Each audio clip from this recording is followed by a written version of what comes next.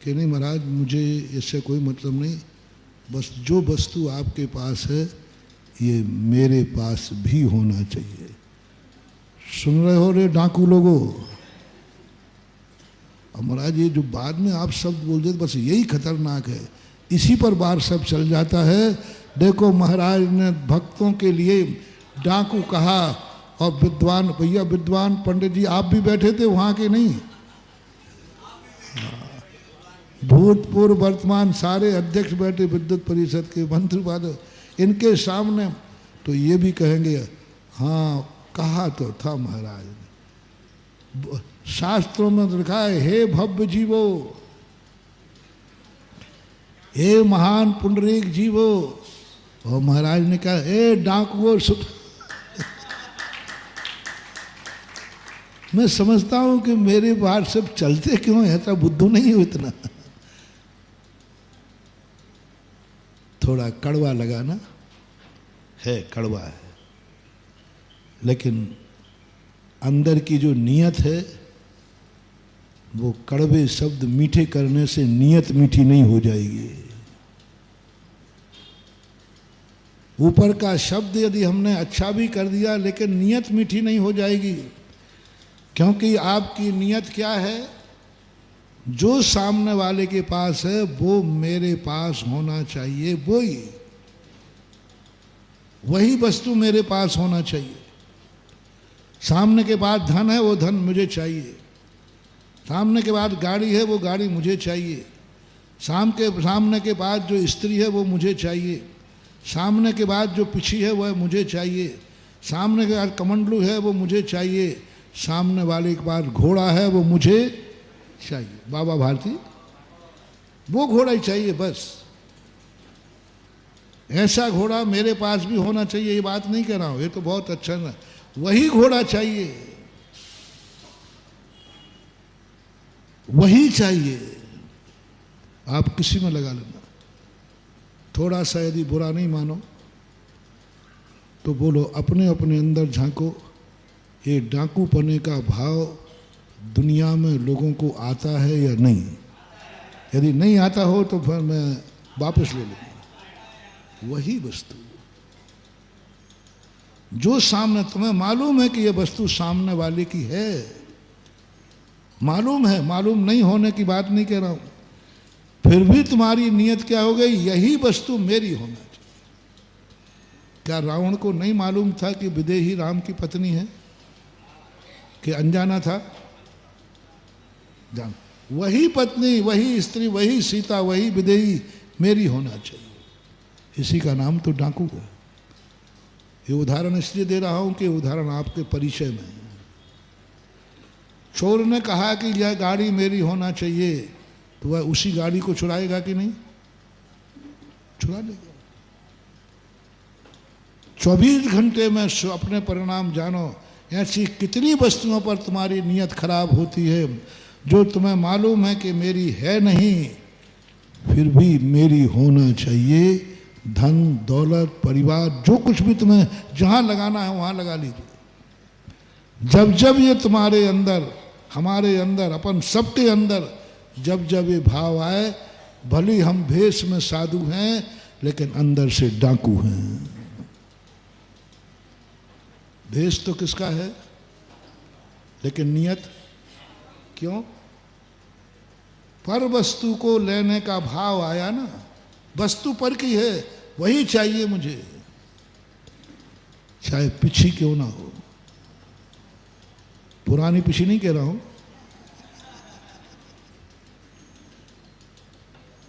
इज्जत क्यों, जो बस वही इज्जत चाहिए मुझे, इनके समान इज्जत नहीं, नहीं, वही माला चाहिए जो इसको पहनाई जा रही, वही माला मुझे पहनाई जाए। उसी के समान नहीं, दूसरी का सवाल ही नहीं है। इसको ना हो गए और मेरा हो गए, दोनों डिफरेंस समझना। पहले वाले ने तो क्या कहा, मेरा होवे या ना होवे इसका, वो तो आतंकवादी है। दूसरा क्या कह रहा है, इसके स्थान पर मेरा हो गए, इसका नहीं होना चाहिए। भाई तुम्हें भी कर दूंगा, नहीं उससे तो कोई मतलब ही नहीं, मैं तो बस इसके स्थान पर मेरा हो। ये डाकू की नीति कहलाती है। इसके स्थान पर मेरा हो। थोड़ा पेचीदा प्रश्न है, थोड़ा अच्छे से समझना। इसके स्थान पर मेरा हो, यही माला इसको ना मिलके मुझे मिले, यही धन जो इसके पास है वो मुझे मिले, यही गाड़ी इसके पास है वो मुझे मिले। ये नीति है डाकू की। इसलिए कभी तुम्हें डाकू बनने का भाव आवे, बस आतंकवादी को मैं सुधार नहीं सकता और डाकुओं को ही सुधारने का मेरा उपदेश होता है। सबसे पहला उपदेश डाकू पने के भाव को सुधारना है। लो मेरे पास, साधु के पास, दुनिया की नहीं कह रहा हूं। आप यहाँ कोई भी वस्तु, पशुनंदी महाराज ने कहा, जिस वस्तु पर किसी गृहस्थ की नीयत खराब हो रही हो ऐसी वस्तु साधु न रखे। उसको चोरी का भाव हो रहा है न रखे। और हमें आप भक्त ने क्या दे रहा था? सोने का, और उसमें क्या लगा था? डायमंड। 10-20 लाख रुपए का पेन साधु का। तुम कह रहे महाराज मैंने भक्ति की है? भक्ति नहीं की है। तुम्हारे से बराबर बड़ा दुश्मन तो वो नहीं है जो मेरे प्राण ले लेता। प्राण लेने वाला रत्नत्रय नष्ट नहीं करेगा, प्राण लेने वाला मुनि व्रत नष्ट नहीं करेगा, लेकिन सोने का पेन देने वाला तो प्राणी नहीं, मेरे मुनि व्रत को भी नष्ट कर देगा। क्योंकि हमें 24 घंटे उसकी चिंता करना पड़ेगी और श्रावक की नीयत खराब होगी। कम महाराज का मौका मिले और पार करे। और आज के समय पे सोना तो फिर आकाश में जा रहा है। गोल्ड मेडल वालों ने भी आधा कर दिया। गोल्ड मेडल वालों ने कहा था हम 10 ग्राम का सोना का गोल्ड मेडल देंगे। बड़े उससे बोला था, बैठे अधिष्ठाता महोदय, घोषणा की, वो टेप रिकॉर्ड है। 10 ग्राम सोने का गोल्ड मेडल मिलेगा जो 12 वर्षीय कोष में प्रथम आएगा। साल भर ही नहीं हुआ, बदल दिया, 5 ग्राम का कर दिया।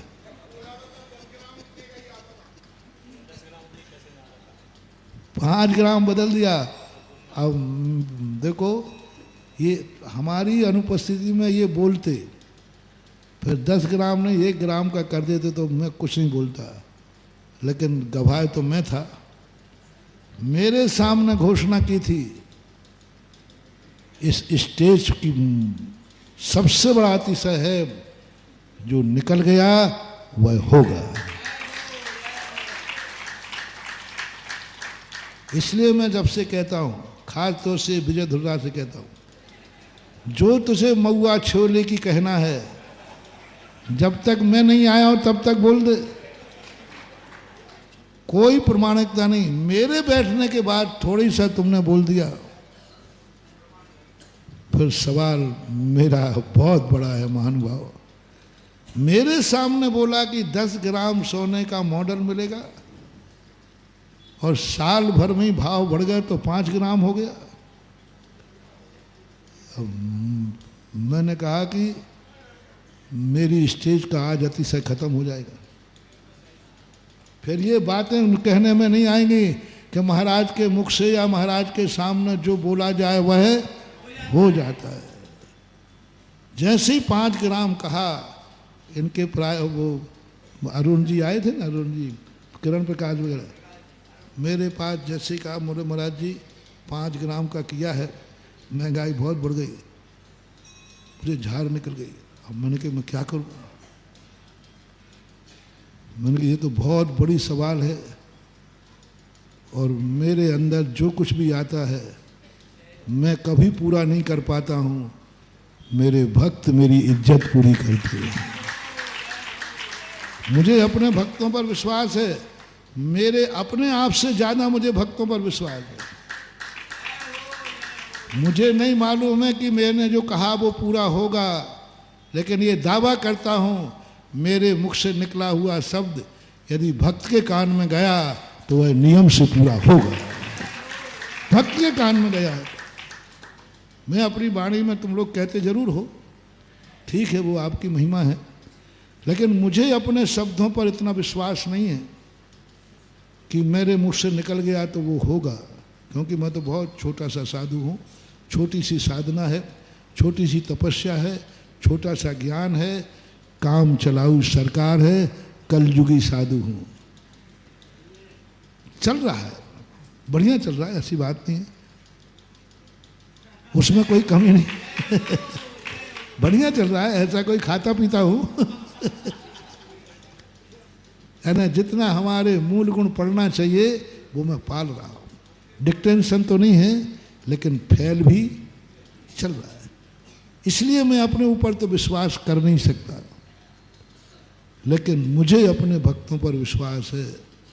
इस मुख से जो निकला भक्त के कान भर में पहुंचना चाहिए, पर वो समर्थ भी नहीं है तो भी वो पूरा करेगा।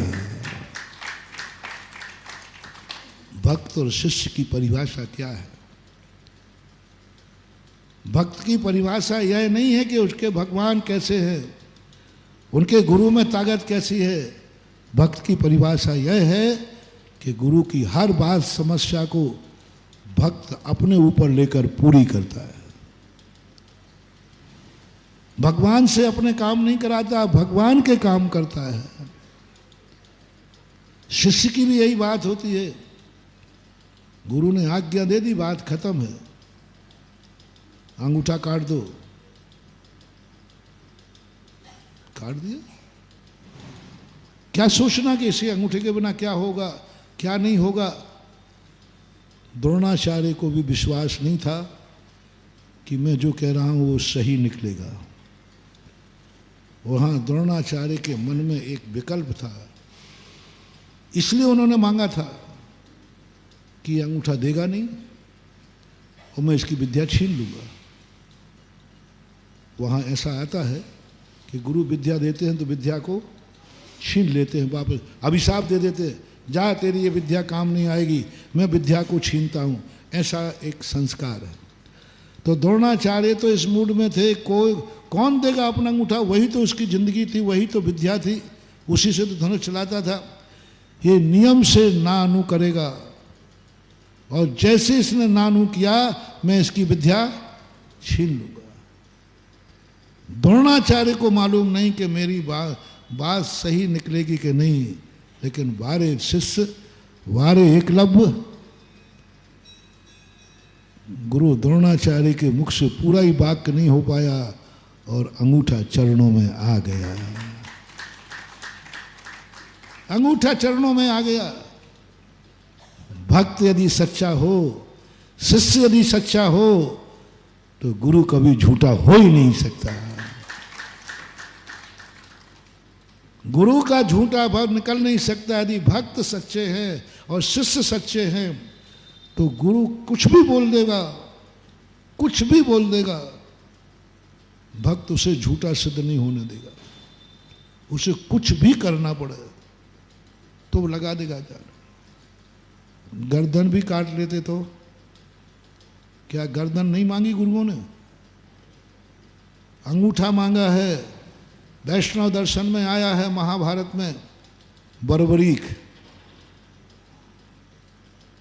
जो उनके गुरु थे, श्री कृष्ण उनके गुरु थे, प्रारंभ रहे, बर्बरीक की गर्दन मांग ली खाटू श्याम जी। खाटू श्याम जी आज उसी सिर का प्रतीक मानते हैं वैष्णव दर्शन में। और उन्होंने कहा क्या मांग रहे तो गुरु मांग लो। तो श्री कृष्ण भी इसी मूड में थे कि ये नहीं देगा तो मैं विद्या छीन लूंगा और दे देंगे तो हमारा काम बन जाएगा।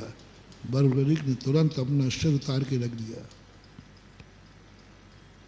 उसी बर्बरीक की पंक्ति पे तो लिखा गया, यह तन विष की बेलड़ी गुरु अमृत की खान, शीश दिए जो गुरु मिले तो भी सस्ता जान।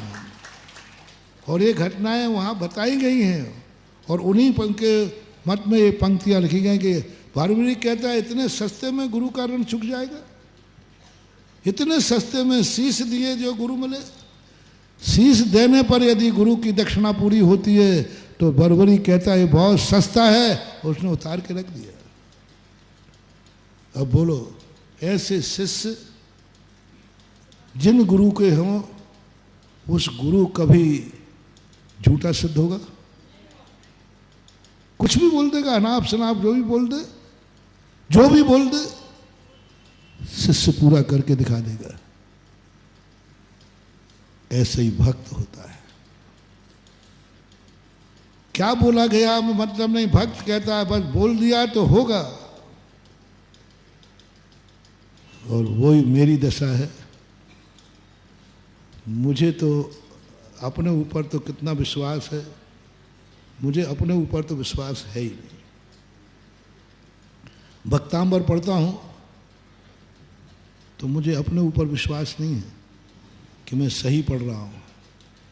ये भी नहीं कह रहा हूँ कि सही पढ़ पा रहा हूँ, पर मुझे मानतुंग आचार्य महाराज के सत्य महाव्रत पर विश्वास है कि वो गलत नहीं लिख सकते।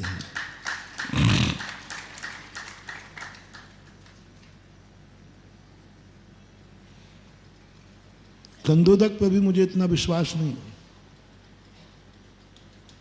गंधोदक पे मुझे इतना विश्वास नहीं है। मुझे विश्वास है पूज्यवर मानतुंग आचार्य महाराज के सत्य महाव्रत पर। उन्होंने लिखा है त्वदपाद पंकज रजो मृत दिग्ध देहा मृत्या भवंति मकरध्वज। बस हमारा गुरु सत्य महाव्रती है, वो झूठा नहीं हो सकता। मैं क्या जानूं गंधोदक के संबंध, मुझे क्या मालूम है? आप क्या जानते महाराज गंधोदक के संबंध में? आपको क्या मालूम इसमें क्या चमत्कार? मुझे तो कुछ मालूम नहीं है। सही कह रहा हूं, मुझे कुछ भी मालूम नहीं है, कुछ भी मालूम नहीं है। बस इतना मालूम है जिसने कहा है वो सत्य महाव्रती है, बस। और मैं मानतुंग आचार्य के सत्य महाव्रत की साक्षी कर करके गंधोदक की महिमा गा देता हूँ, गंधोदक तुम्हें लगा देता हूँ और हमारा काम हो जाता है। ये महिमा गंधोदक की नहीं है, ये महिमा हमारे मानतुंग आचार्य के सत्य महाव्रत की है। और उनके सत्य महाव्रत की महिमा नहीं है, उसके सत्य महाव्रत पर हमारी जो श्रद्धा है उसकी महिमा है।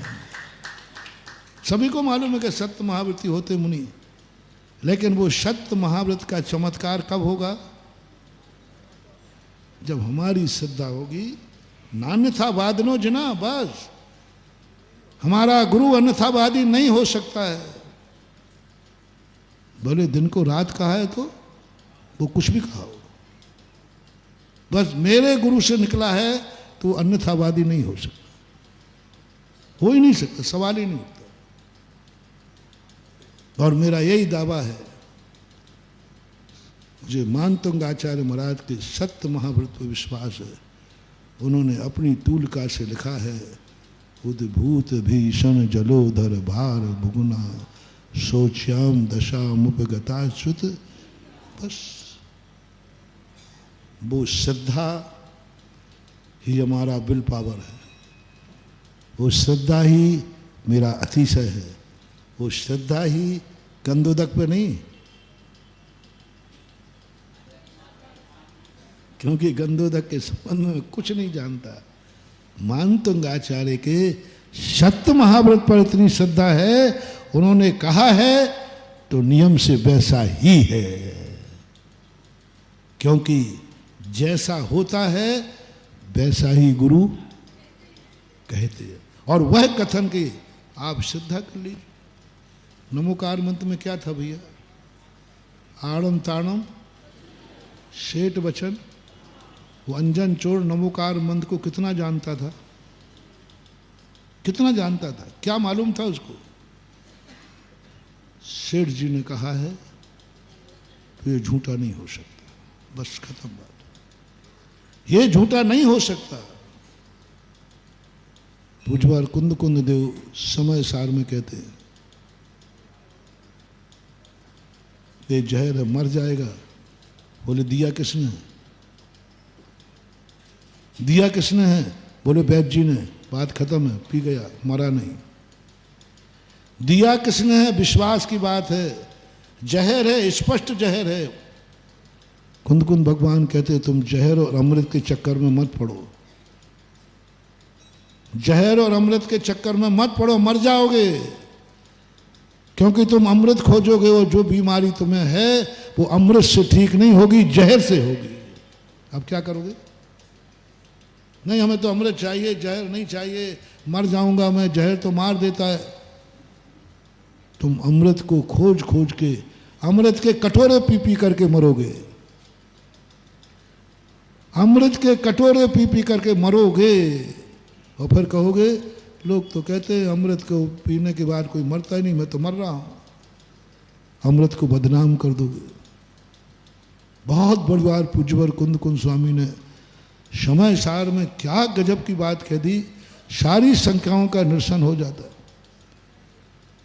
उन्होंने कहा तुम अमृत की खोज कर रहे हो, तुम्हारी ये मिथ्या धारणा है, क्योंकि तुम्हें जो बीमारी है वो जहर से ही दूर होगी। जहर नाम सुन के डरो मत, बस इतना देख लो जहर कौन दे रहा है।